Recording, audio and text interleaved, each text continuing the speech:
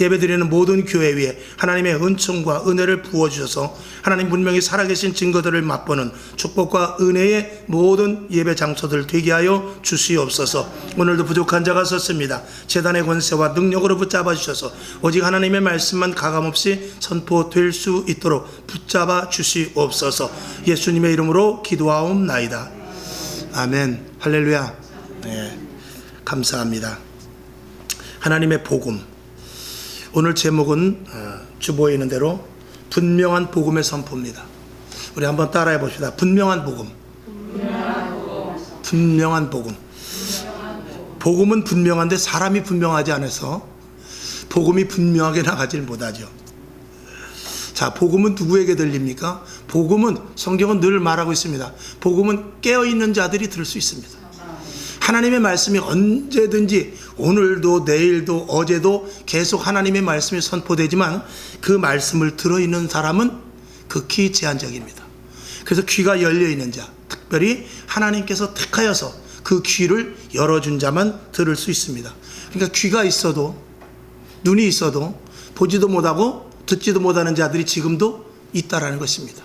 오늘도 이전에 나왔지만, 오늘도 전국 방방곡곡에서 예배를 드리지만 같은 말씀의 설교가 선포된다 할지라도 역시 또 들을 귀가 있는 사람이 있거니와, 그럼에도 불구하고 같은 자리에 앉아서 듣지 못하는 사람이 있단 말이죠. 여러분의 귀가 열려질 수 있기를 주님의 이름으로 축원합니다. 이것이 중요한 것은 우리가 평상시 때보다 마지막 때, 이렇게 위기의 때는 더 중요하단 말입니다. 다른 때는 건성 듣는다 할지라도 중요할 때는 우리가 바로 들어야 되거든요. 그동안 우리가 신앙에 혹시라도 좀 느슨한 부분이 있었다 할지라도 지금부터라도 매진해서 더 기도하고 더 말씀을 보고 더 하나님께서 요구하시는 것이 무엇이며 하나님의 계획이 무엇인지를 알 수 있는 저와 여러분 될 수 있기를 주님의 이름으로 축원합니다. 여러분에게 확신한 복음이 들려질 때 그 복음으로 말미암아서 우리의 심령이 깨어나서 우리가 어떻게 마지막 시대를 살아가야 될 것을 알게 될 수 있다는 것입니다. 절대로 하나님의 음성을 마지막 때 놓치지 마시길 주님의 이름으로 축원합니다. 그런데 하나님의 말씀, 우리가 강력하게 하나님의 이 복음의 말씀, 성경 외의 것이 아니라 성경의 것을 전해야 되는데, 이게 듣는 자 혹은 또 전하는 자들이 이 세상에 의하여서, 이 환경에 의하여서 복음이 지금 많이 희석되고 있는 것을 보고 있습니다. 어떤 재단에서는 분명한 복음이 선포되지만 또 어떤 재단에서는 분명하지 못한 복음이 선포되는 것도 있단 말이죠. 여러분들이 기독교 방송을 듣는다 할지라도 말씀을 들으면 이제 여러분들이 귀가 있는 분들은 여러분들이 그 음성이 들려질 것입니다. 복음에 대해서 좀 약하다, 아니면 이 시대에 맞는다, 아니면 지금은 저런 설교가 아니다, 이런 것들을 여러분들이 어느 정도 감지하게 될 것이에요. 그리고 우리는 시대에 맞춰서 복음을 잘 선별하여 들을 수 있어야 됩니다. 복음이 희석되어 가고 있는 세 가지에 대해서 잠시 한번 말씀을 드립니다. 첫째는 이 복음이 사막화되어 가고 있다. 사막이라는 곳은 비가 내리지 않는 곳이에요. 왜 비가 내리지 않습니까? 수증기가 올라가질 않기 때문에 비가 내리지 않습니다. 그래서 나무를 심어야, 나무를 심고 웅덩이를 파고 계속 그렇게 거기를 숲을 만들면은 거기서 습이 생기면서 물이 올라가서, 그리고 비가, 수증기가 올라가서 비가 내리게 됩니다. 여러분, 이 시대가 왜 교회가 사막화되어 있어요? 성도들의 심령이 사막화되어 있어요. 왜 그러죠? 기도가 올라가지 않기 때문에 그렇습니다. 여러분, 지식의 말씀은 많지만 우리가 하나님 앞에 올려지는 기도가 너무나 적습니다. 즉, 다시 말해서 기도를 한다 할지라도 성령으로 말미암은 하나님이 기뻐하시는 기도가 너무 적다라는 것이죠. 여러분, 기도가 얼마나 줄었습니까? 제가 젊어서 또 어렸을 때, 그때는 교회에 오면은 그저 주야장창 기도였어요. 그리고 예배 끝나고도 다 돌아가지 않습니다. 중간중간에 대부분이 남아서 기도를 1시간, 2시간, 3시간 하면서 마저 그 은혜를 채워서, 그리고 그것을 은사화시켜서, 그리고 성령 충만해서 돌아갔단 말이죠. 집회를 해도 지금 월요일부터 수요일까지 하고 목요일부터 금요일까지 하고 그런 거 없었죠. 월요일날 새벽에 오셔서 주일날 새벽에 부흥 강사님이 가시고 그랬어요. 그렇게 집회를 하면서 기도가 끊어지질 않았죠. 그렇기 때문에 기도가 계속 올라가니까 위로부터는 무엇이 내려오죠? 계속해서 은혜가 내려왔단 말입니다. 그러니까 지금은 기도가 올라가질 않으니까, 여러분, 기도라는 것, 재물도 그렇고 기도도 그렇고 예배도 그렇고 하나님 앞에까지 올라가는 게 있고 이 제단에서 멈추는 게 있습니다. 이 제단에서 멈춘다는 것은 여러분이 오늘 이 자리에 나왔을 때는 이 제단까지는 예배를 드리는 거예요. 영적인 부분이기 때문에 신학적인 것과 병행해서 듣지 마시긴 바랍니다. 하나님 앞에 상달되는 진정과 신령의 예배가 있단 말입니다. 물질도 마찬가지입니다. 이 제단까지는 드릴 수 있어요. 그러나 하나님이 받으시는 제물이 돼야 돼요. 예물이 돼야 된단 말입니다. 그것이 과부의 두렙돈입니다. 부자는 어떻게 냈죠? 이 제단에까지만 헌금을 했어요. 여러분의 헌신과 봉사도 마찬가지입니다. 이 제단까지 할 수 있지만 제단에서 끝나는 것이 아니라 아버지 앞에 들려져야 돼요. 그것은 누가 보든지 안 보든지 왼손이 하는 것을 오른손이 모르게 하죠. 하지만 그럼에도 불구하고 그것을 하나님께서 들으시고 받으시고 그리고 은혜를 내려주시는 것입니다. 누가 복을 받습니까? 누가 은혜를 받습니까? 하나님 앞에 온전히 드려짐이 있는 자들이 은혜의 복을 받는 것입니다. 그들이 응답을 받는 것입니다. 여러분이 오늘 이렇게 예배 드리는데 이 예배가 하나님 보좌 앞에 그대로 올려지는 이 마음을 다하고 뜻을 다하고 정성을 다하는 예배가 될 수 있기를 주님의 이름으로 축원합니다. 그래서 기도를 한마디의 기도를 한다 할지라도 하나님이 기뻐하시는 기도를 여러분들이 할 수 있기를 바랍니다. 그 다음에 복음의 정형화입니다. 정형화라는 것은 어떤 이렇게 고착된 것인데 이것은 그냥 종교적이고 형식적인 그런 예배를 말하고 있어요. 우리가 신앙생활하는 데 있어도 그저 어떻게든 예배 드리고 그냥 가면 된다 그런 식이죠. 이런 예배가 썬데이 크리스찬들 그리고 어쩌다 주일날 한 번 예배드리고 일주일을 살려고 하는 정말 무모한 이들이 얼마나 많은지 모른다는 것입니다. 여러분 한 주간 한 시간의 예배를 가지고 일주일을 살 수 있습니까? 살 수 있다면 대단한 사람입니다. 학교에서 학생들은 며칠을 공부합니까? 월요일부터 금요일까지 5시간 이상을 공부해요. 그리고 세상을 살려고 합니다. 근데 우리는 30분의 설교를 듣고 그 엄청난 지식을 가진 사람들을 이겨서 살라고 하니 됩니까? 안 되죠. 한 시간의 예배 가지고 일주일을 살려고 하는 그 형식적인 예배 가지고는 이 세상을 능히 이긴 예수 그리스도의 이름이 능력으로 나타날 수 없다라는 것입니다. 저와 여러분 매일 기도하지요. 매일 예배 드리고 매일 말씀 보지요. 그러나 그것이 더욱더 하나님 앞에 온전히 올라갈 수 있는 강력한 병기로서의 예배와 기도와 찬양과 말씀 보는 것이 될 수 있기를 주님의 이름으로 축원합니다. 그 다음에 예배, 복음의 형식화입니다. 그러니까 이 형식이라는 것은 그냥 우리들만의 예배가 되고 말아요. 세상 사람들에게 영향을 주지 못하는 그런 예배가 되고 만단 말이죠. 그건 아무 소용이 없습니다. 너희는 세상의 빛과 소금이라고 그랬어요. 우리는 교회 안에서 빛과 소금이 아니라 세상에 나가서 소금과 빛이라는 것이죠. 그런 이러한 우리가 형식적인 예배, 그래서 사막화된 예배, 그리고 이런 정형적인 예배 속에서 힘이 그리스도인들의 힘이 없어지게 되니까 이런 코로나 사태 속에서도 이렇게 빈자리가 많아지게 되는 것입니다. 정말 여러분 지난 시간에도 말씀을 드렸습니다만 우리가 코로나 때문에 예배를 안 드리냐 아니면 믿음이 없어서 예배를 안 드리냐 이걸 우리가 한번 깊이 생각해 볼 수 있어야 돼요. 전쟁 속에서도 예배를 드렸단 말입니다. 어떤 질병 속에서도 정말 큰 어려움 당하는 가운데서도 예배를 드렸단 말이죠. 코로나가 아니라 믿음의 문제라는 것을 다시 한번 말씀을 드립니다. 설문조사를 한번 했어요. 세계적으로 이번에 코로나 사태 때문에 설문조사를 한 것이 있는데 세계적으로 교회의 추이를 봤어요. 그랬더니 놀랍게도 대한민국 교회가 출석 감소율이 1위였어요. 세계에서 1위. 제일 감소율이 30에서 80%까지 감소율이, 예배 감소율. 왜 그렇죠? 대한민국 교회가 예전에는 10대 교회 중에 6개, 5개 교회가 우리나라에 있었어요. 이 작은 나라에. 그럼에도 불구하고 이 코로나 사태 한 번 때문에 대한민국 교회가 감소율이 최고 많았다는 것은 무엇입니까? 그만큼 하나님의 말씀에 대해서 오늘 결론으로 말씀을 드립니다만 성령이 아닌 지식화되어 있기 때문에 그런 거예요. 여러분 오늘 예배의 목적은 무엇입니까? 이게 형식적인 예배가 되지 않아야 돼요. 우리는 반드시 체험할 수 있는 신앙자들이 될 수 있는 그런 예배가 되어야 될 줄로 믿습니다. 오늘 이 자리에는 여기 계신 저와 여러분뿐만이 아니라 이 자리에 주님이 계신다는 확실한 믿음과 그리고 주님의 임재를 느낄 수 있는 그런 예배가 될 수 있기를 주님의 이름으로 축원합니다. 저는 여러분이 더욱더 성령 충만하고 그리고 복음에 대해 더 열정을 가지고 그리고 살아 역사하시는 성령님의 일하심을 볼 수 있기를 주님의 이름으로 축원합니다. 그래서 기적을 체험하고 아멘이시죠? 은사도 받으며 환상을 보고 그리고 주의 이름으로 날마다 승리하는 그런 간증들을 여러분에게 갖기를 주님의 이름으로 축원합니다. 오히려 이 복음이 사막화되고 복음이 정형화되고 복음이 형식화되면서 진짜 복음을 들어야 될 사람이 듣지 못할 수도 있다는 것이죠. 여러분, 왜 이 시대에 기적이 나타나지 않냐고, 왜 여러분 이 시대에 간증이 없으며, 여러분 이 시대에 왜 예배가 위축되면서 이 코로나 사태 속에서 어려운 일들이 이렇게 많이 일어나고 있습니까?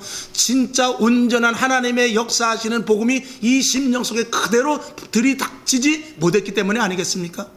서두에 말씀을 드린 대로 첫째는 들을 귀가 없고, 두 번째는 온전한 재단에서의 복음이 선포되지 못했기 때문인 것입니다.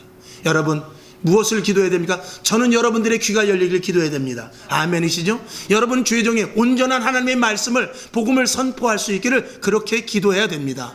그래서 하나님 앞에 우리가 언제든지 간증이 있고 기적이 있고 세상 사람들에게 나가서 하나님 분명히 살아계신 증거를 말할 수 있는 저와 여러분이 돼서 초대교회 같은 성령 충만한 성도가 되어야 될 줄로 믿습니다. 여러분, 성령 충만하기 위하여 온전한 복음을 전하는 기준은 무엇입니까? 바로 성경입니다. 이 성경 말씀을 그대로 전해야 되는데 성경 말씀을 그냥 전하는 것이 아니라 성령에 힘입어서 말씀을 전해야 되죠. 여러분, 이단자들이 무엇을 가지고 말씀을 전합니까? 이단자들도 이 성경을 가지고 갑니다. 신천지는 이 성경을 여기저기서 빼가지고 기가 막히게 조합을 해서 그들을 끌어모읍니다. 어떻습니까? 성경에서 빠지는 구석이 없어요. 온전히 성경으로 시작해서 성경으로 끝나는 그런 이단자들이 많이 있습니다. 왜 그렇죠? 근데 왜 빠지죠? 교회 안에서는 성경을 안 합니까? 여러분, 그들도 성경을 가지고 합니다. 교회에서도 성경을 가지고 합니다. 근데 교회에서는 성경의 그 어떤 나름대로 핵심을 뽑는 그 핵심 가치가 이 이단자들보다도 적기 때문에 그래요. 그리고 가장 중요한 것은 뭐냐? 그 이단자들이 성경이 가지고 있는 가운데 무엇이 없느냐? 온전한 성령의 역사가 없기 때문에 그렇다는 것입니다. 여러분, 디모데후서 3장 16절을 한번 보죠. 자, 다 같이 한번 자막을 봅시다. 자, 시작. 모든 성경은 하나님의 감동으로 된 것으로 교훈과 책망과 바르게 함과 의로 교육하기에 유익하니, 잘 아시는 말씀이죠. 자, 모든 성경은 무엇으로 써졌어요? 성령으로 써져 있기 때문에 성경 말씀을 아무리 조합을 해도 그 말씀 속에 성령의 역사가 들어가지 않으면 그 말씀은 아무 소용이 없습니다. 말씀은 그냥 지식이 돼버리고 마는 것입니다. 여러분, 우리가 말씀을 외우는 게 중요합니까? 실행하는 게 중요합니까? 말씀을 꿰는 게 중요합니까? 말씀을 꿰는 대로 실행하는 게 좋습니까? 어떤 게 중요한 거죠?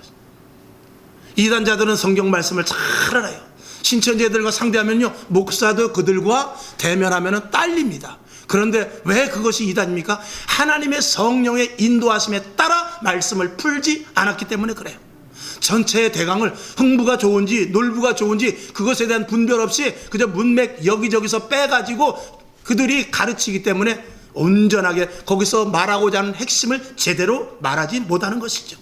그래서 마지막 때는 성령을 받지 못하면, 성령 충만하지 못하면 제단에서 말씀을 전하는 설교자나 말씀을 듣는 귀가, 말씀을 듣는 성도나 매치가 될 수 없다라는 것입니다. 그래서 성령 충만해야만 하나님의 말씀이 힘이 있고 하나님의 말씀 속에서 전달하고자 하는 그 의도를 그대로 전달할 수 있고, 듣는 이들도 그 말씀을 그대로 들어서 그 말씀을 통해서 치료가 되고 회복이 되고 강건해지고 하나님 나라가 체험되는 놀라운 은혜를 가질 수 있다는 것입니다. 성경은 오늘 보니까 요엘 선지자를 통해서 말세에게 성령을 주신다고 그랬어요. 말세에 성령을 주신다고 그랬어요. 왜 말세에 성령을 주신다고 그랬습니까? 마태복음 25장에 보면 예수님께서 마지막 때 징조가 많이 나타나 있어요. 거짓 그리스도가 나타나고, 그리고 전쟁이 일어나고 분별이 할 수 없는 그런 시대가 있기 때문에 말세에 우리들에게 성령을 어떻게 부어주시느냐? 물 붓듯이 부어주신다고 그랬어요. 성령이 아니면 분별을 할 수 없기 때문에 그렇습니다. 여러분에게 성령이 충만할 수 있기를 주님의 이름으로 축원합니다. 예수를 믿지만 분별하지 못하고, 예수를 믿었는데 하나님 앞에 갔을 때 잘못 믿었다라고 그렇게 낙인이 찍혀버린다면 우리가 예수 믿는 것이 얼마나 손해겠어요. 하나님 앞에 가는데 열심히 봉사하고 열심히 헌신하고 열심히 주일 빠지지 않고 나가는데 하나님 앞에 갔을 때 아니다라면 무슨 소용이 있겠느냐 말이죠. 여러분 아시는 대로 신천지나 이런 이단자들 하나님 앞에 갔을 때 어떻게 되겠습니까? 너희는 너희 교주를 섬겼지 나와 전혀 관계없다. 너희가 기적을 바라고 너희가 능력을 바랬다 할지라도 나와 관계없다 라고 말한다면 그게 무슨 소용이 있겠냐 말이죠. 여러분 기성교회는 그런 일이 없을까요? 기성교회도 마찬가지입니다. 우리가 온전히 분별하지 못하고 깨어 기도하지 않으면 성경 말씀을 알되 성경 말씀이 지식화되어서 성령의 인도하심을 따라 행한다든지 성경 말씀을 따라 분별하지 못하는 일이 생길 수 있다는 것입니다. 여러분에게 간절히 부탁을 드립니다. 여러분 진짜 예수 믿어야 됩니다. 진짜 예수 잘 믿어야 됩니다. 여러분의 결국은 무엇입니까? 믿음의 결국은 뭐예요? 믿음의 결국은 구원 아닙니까? 여러분이 결국 어디에 서 있어야 됩니까? 여러분이 결국 하늘나라에 서 있어야 돼요. 그게 최종 목표 아닙니까? 거기에서 벗어난다면 우리의 신앙은 모든 것들이 헛것이 되지 않겠습니까? 오늘도 이 시간 운동 가면 얼마나 좋습니까? 이 시간 잠을 더 자면 얼마나 좋겠어요. 근데 오늘 이전에 나왔단 말이죠. 우리의 결국이 어디에서 하나님 앞에 섰을 때 상급 받을 수 있는 자리에 가지 못한다면 무슨 소용이 있겠느냐, 이런 말씀이죠. 오늘 여러분에게 진짜로 영원한 하늘나라를 소망하면서, 할렐루야, 진짜 온전한 예수를 믿으면서 여러분의 마음에 정말로 전심으로 진심으로 마음의 평강과 평안과 기쁨과 감사가 있기를 주님의 이름으로 축원합니다. 이게 진짜 있어야 진짜 예수 믿는 사람이죠. 오늘 본문을 한번 보겠습니다. 14절을 보니까, 자, 본문 14절을 제가 한번 보겠습니다. 자, 베드로가 11 사도와 같이 서서 소리를 높여 가로되 유대인들과 예루살렘에 사는 모든 사람들아, 이 일을 너희로 알게 할 것이니 내 말에 귀를 기울이라 그랬어요. 내 말에 귀를 기울이라, 소리를 높여서 내 말을 들으라고 그랬어요. 이 베드로는 확신찬 믿음을 가지고 온전한 복음을 증거했단 말이죠. 자, 성경을 한 절 더 봅니다. 오늘 본문에는 없습니다만 사도행전 2장 22절을 한번 보겠습니다. 하나님의 말씀은 어떤 설득을 하는 것도 아니고 어떤 것들을 설명하는 것도 아닙니다. 하나님의 말씀을 반드시 오직 주권자이신 하나님의 의도대로 선포하는 데 의의가 있는 것입니다. 그래야 역사가 나타나는 것이죠. 22절을 한번 보겠습니다. 시작. 이스라엘 사람들아, 내 말을 들으라. 너희도 아는 바에 하나님께서 나사렛 예수로 큰 권능과 기사와 표적을 너희 가운데 베푸사 너희 앞에서 그를 증거하셨느니라. 여기 보면 중요한 단어는 뭐냐면 이스라엘 사람들아, 이 말을 들으라 이거야. 이 말을 들으라고 분명하게 선포를 하고 있는 것입니다. 그 다음에 2장 36절을 한번 보겠습니다. 2장 36절 시작. 그런즉 이스라엘 온 집은 정령 알지니 너희가 십자가에 못 박힌 이 예수를 하나님이 주와 그리스도가 되게 하셨느니라. 아멘. 십자가에 못 박은 이 예수를 하나님이 주와 그리스도가 되게 하셨다면서 무엇이 여기서 중요한 말씀이냐면 너희와 온 집은 정령 알지니입니다. 정령 알지니. 아주 이 베드로는 확신차게 명확하게 그리고 확신을 가지고 오늘 말씀을 하고 있는 거예요. 정령 알지. 진짜 이것을 알아라 말입니다. 다른 거 필요 없고 이것을 알아야 너희가 핵심을 아는 것이다 라고 분명하게 이야기하고 있는 것이죠. 이렇게 복음은 완전히 분명해야 되며 그리고 정확해야 되고 확실하게 선포를 해야 되는 것입니다. 그저 이랬으면 좋겠다는 식의 설교나 이랬으면 좋겠다는 식의 선포는 그 능력과 하나님이 일하심이 없다라는 것입니다. 여러분, 이 시대에 그런 확실한 복음이 전해지기를 주님의 이름으로 축원합니다. 그리고 그 복음의 온전한 말씀을 저와 여러분이 다 잘 들을 수 있기를 바랍니다. 마지막 시대로 가면서 사람들은 악에 만연되어 있습니다. 그래서 믿음을 가진 자들도 타협하기가 쉽고, 그렇죠? 또 합리적이며 논리적인 것으로 이 접근을 하는 그런 시도를 많이 하게 됩니다. 왜 그렇죠? 이 지식 때문에 그렇습니다. 그러나 이렇게 논리적이고 합리적이고 그리고 내가 이해가 되어야 되는 이런 시대 속에서 살아가는 저와 여러분들이 반드시 하나님의 말씀을 오늘 베드로 사도와 같이 강력하게 전하지 않으면, 확신찬 믿음을 가지지 않고 전하면 오늘 정령 알지니 이 말씀과 마찬가지로 확신 확실하게 전하지 않으면 우리 그리스도인으로서 가치가 떨어지거니와 그리스도인으로서 온전한 복음을 선포하는데 실패할 수밖에 없다는 것입니다. 여러분, 이 베드로가 확신에 찬 복음을 선포할 때는 무엇이 있었기 때문에 그렇습니까? 그 안에 성령으로 충만했기 때문에 그래요. 확신이 차 있기 때문에 확신차게 말하는 것입니다. 확실했기 때문에 확실히 선포하는 것이죠. 정말 그렇기 때문에 확신을 가지고 선포했다는 것이죠. 여러분에게 온전한 확신찬 복음을 그대로 받아들여서 성령의 충만함을 힘입어서 복음을 증거하는데 생명을 걸고 확실하게 복음을 증거할 수 있는 저와 여러분 될 수 있기를 주님의 이름으로 축원합니다. 성령의 역사가 점점 사라지는 그런 시대가 되고 있는 그런 감을 느끼게 됩니다. 여러분, 성령은 오늘도 어떻게 했어요? 하나님께서는 오늘도 우리들에게 은혜를, 성령을 물붓듯이 부어주신다고 그랬어요. 성령은 물붓듯이 부어주시는데 지금 이 시대에 성령의 사람은 점점 없어지더란 말입니다. 그리고 무슨 사람이 많으냐? 성경의 지식을 갖춘 사람들이 많아지더라는 것입니다. 그래서 성경을 지식적으로 풀고 지식적으로 이해하고 성경을 지식적으로 타협하는 이런 일들 속에서 신학교도 마찬가지고 대형교회도 마찬가지고 그리고 주의 종들도 마찬가지고 성도들도 마찬가지고 이런 것들로 믹스되어서 하나님의 말씀을 온전히 받아들이지 못하는 이런 시대 속에서 성령님께서 역사하실 수가 없도록 이 토양이 그렇게 만들어졌다는 것입니다. 자, 요한복음 15장 26절을 한번 보겠습니다. 시작. 내가 아버지께로서 너희에게 보낼 보혜사 곧 아버지께로서 나오시는 진리의 성령이 오실 때에 그가 나를 증거하실 것이요. 아멘. 그러니까 성령 받으면 누구를 증거합니까? 예수 그리스도를 증거한다고 분명히 말했어요. 그러니까 성령 받은 사람이 교주가 될 수 없습니다. 성령 받은 사람이 그 은사를 가지고 개인화할 수 없습니다. 성령 받은 사람이 자기만 축복받을 수 없습니다. 성령 받은 사람은 반드시 예수 그리스도를 증거할 수밖에 없는 것입니다. 그 예수 그리스도를 증거하는 데 있어서 필요한 말씀이 이 성경의 말씀인 것입니다. 이 성경의 말씀이 양식이 되어서 양식이 힘입어서 이 말씀의 힘으로 말미암아 복음을 강하게 전파할 수 있는 것, 이것이 바로 성령이 충만한 자들에게 나타나는 증거인 것이죠. 분명한 선포, 분명한 복음의 말씀의 그 확신찬 증거가 없는 설교와 또 그런 것들을 듣는다면 믿음이 생기겠습니까?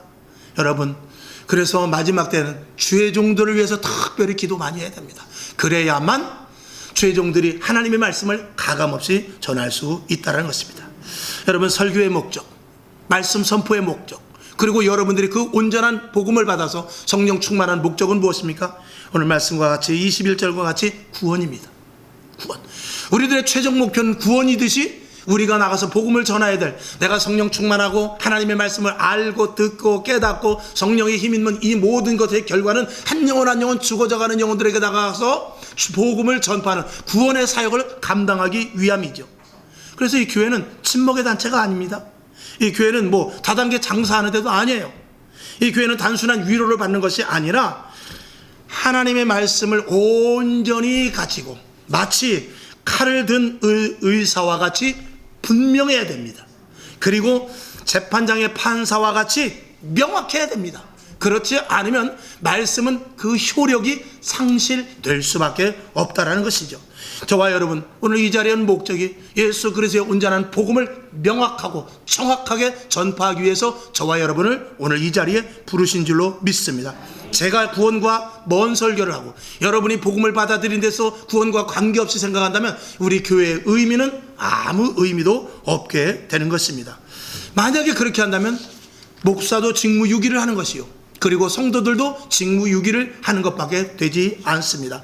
성령 받아서 전도하고 봉사하고 헌신하고 그리고 한 영혼 한 영혼 구원하는데 나가지 않는데 하나님께서 우리에게 성령을 주신다면 하나님은 성령을 우리에게 주신 것이 헛것이 되지 않겠냐, 이런 말이죠.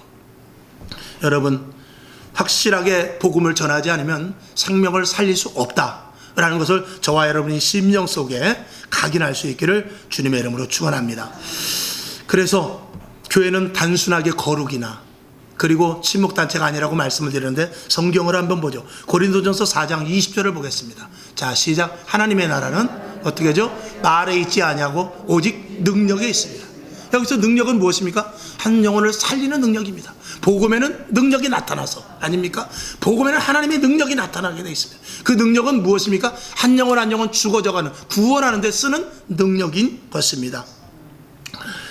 오늘도 사도행전 2장을 보게 되면 불의 혀가 갈라지는, 그리고 방언을 하는, 그리고 은혜 충만해서 정말 세상 사람들을 볼 때 술 취했구나 하는 그런 일들이 일어났지만, 우리는 그런 성령의 충만함을 통해서 내 만족을 얻는다든지 아니면 환상을 보고 신비한 세계를 본다든지 그치는 것이 아니라, 그것을 통하여서 하나님께서 하실 일을 성령 받은 증거를 우리들에게 보여주시고, 그 성령 받은 자가 나아가서 전도하라고 성령을 주신 것입니다.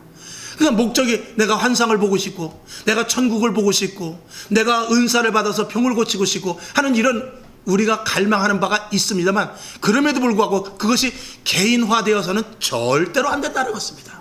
하나님의 은사는 반드시 교회에서 사용되는, 교회를 통하여서 쓰임받는 공유화된 것입니다. 성령은 공유화된 것이지 절대로 사적인 것이 아니라는 것을 알아야 돼요. 성령은 무엇을 세우기 위해서? 온전한 교회를 세우기 위해서 사랑하는 택한 자들에게 주시는 특별한 은혜인 것입니다. 그 은혜를 저와 여러분이 받아서 교회의 부흥과 한 영혼 한 영혼 죽어져가는 영혼들을 살리는데 저와 여러분이 최선을 다해야 됩니다. 뭐 그럴 리가 없지만, 만약에 우리가 은사를 받았는데 전도하지 않는다면 하나님은 우리에게 헌일한 것과 마찬가지가 된다는 것입니다. 여러분에게 작든지 크든지 은사를 받았다, 여러분 그 은사를 통해서 복음의 사역을 감당할 수 있기를 주님의 이름으로 축원합니다.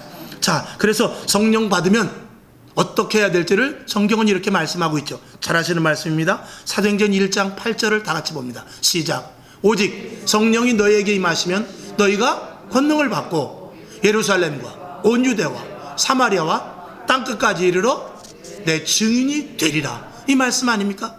이게 하나님이 우리에게 성령을 주시는 확실한 의도인 것입니다. 역으로 말하면 전도하라고 성령을 준 거란 말이죠. 또한 성령 받아야 전도할 수 있다는 말과 맥을 같이 할 수 있을 것입니다. 그러니까 하나님께서 성령을 주실 때 성령 받으면 전도할 수 있기 때문에 성령을 주신 것이니, 저와 여러분 성령 충만한 자가 되어서 전도에 매진할 수 있기를 주님의 이름으로 축원합니다.